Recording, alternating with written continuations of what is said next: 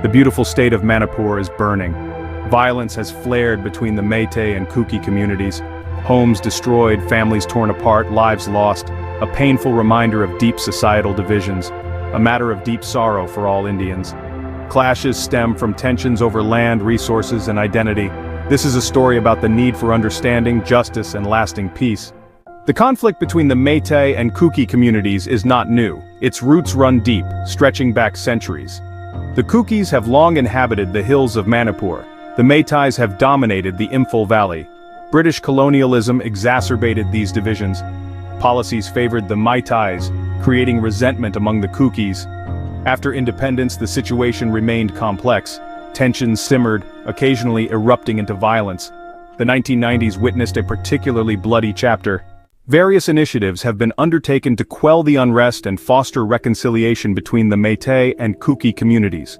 Civil society organizations have played a crucial role in promoting dialogue and understanding. Religious leaders have called for peace and restraint. The government has attempted to address the grievances of the Kuki people. However, these measures have often proven insufficient. Deep-seated mistrust and a lack of political will have hampered progress. We need more than just promises, we need actions that lead to real change.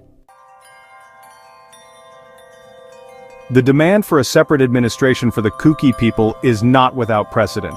The Indian Union is home to several states and union territories with unique administrative structures, reflecting the country's diverse cultural and historical landscape. The model of Puducherry, a union territory on India's southeastern coast, offers a potential roadmap for addressing the Kuki issue in Manipur. Puducherry, formerly a French colony, has a distinct cultural identity and a history separate from the surrounding Tamil Nadu state. Recognizing this uniqueness, the Indian government granted Puducherry Union Territory status, providing it with a degree of autonomy and self-governance. This arrangement has allowed Puducherry to preserve its cultural heritage while enjoying the benefits of being part of the Indian Union.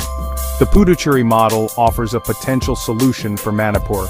By establishing a separate administration for Kuki-dominated areas, the Kuki people can gain greater control over their own affairs, ensuring the protection of their rights and interests. A Kuki separate administration, modeled on the principles of the Puducherry arrangement, could pave the path towards a lasting peace in Manipur.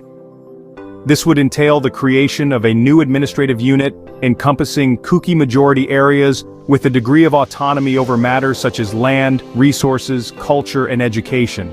This arrangement would empower the Kuki people to shape their own destiny, ensuring that their voices are heard and their concerns addressed.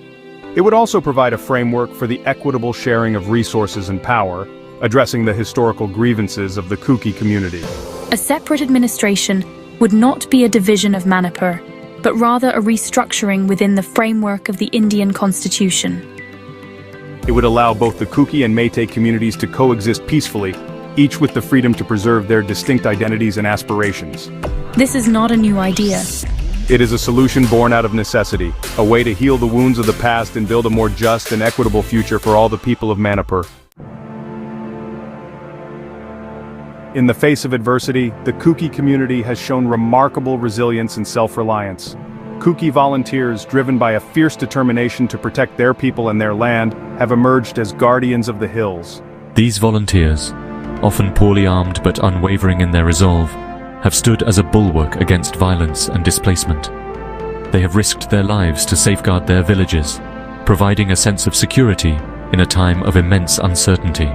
The Kuki Army, an armed group operating within Kuki-dominated areas, has also played a significant role in the conflict. While their methods have been subject to debate, their presence underscores the deep-seated sense of insecurity and the belief that the Indian state has failed to protect the Kuki people.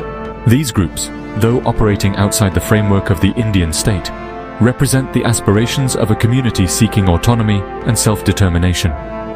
Their existence highlights the failure of successive governments to address the root causes of the conflict.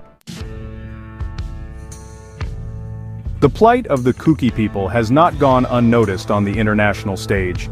Human rights organizations, both within India and globally, have raised concerns about the violence in Manipur and the plight of the Kuki community.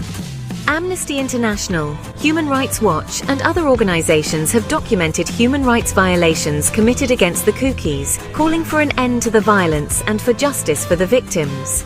These organizations have highlighted the need for a peaceful and inclusive solution that addresses the legitimate grievances of all communities in Manipur.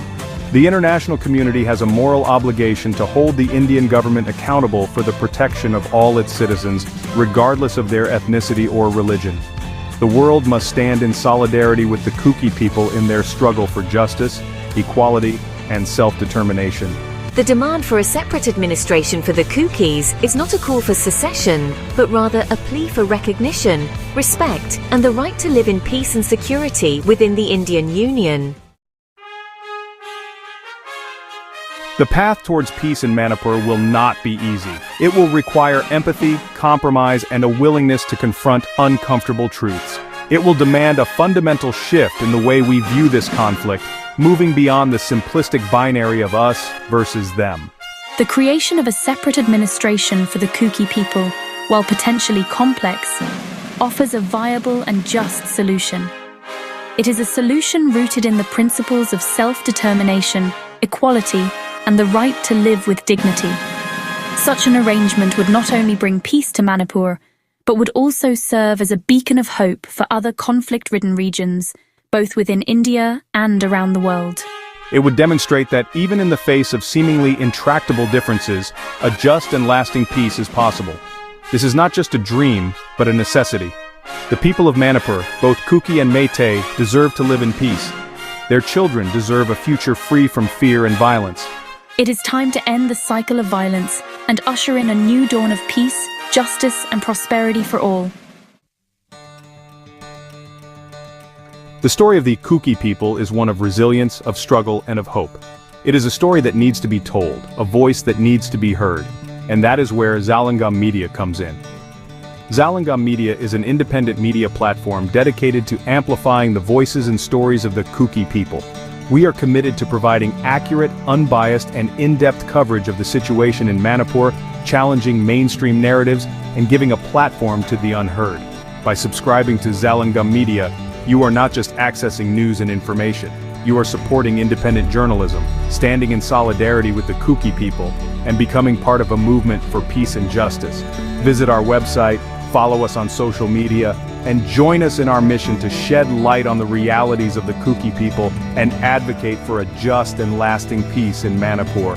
Your support can make a difference.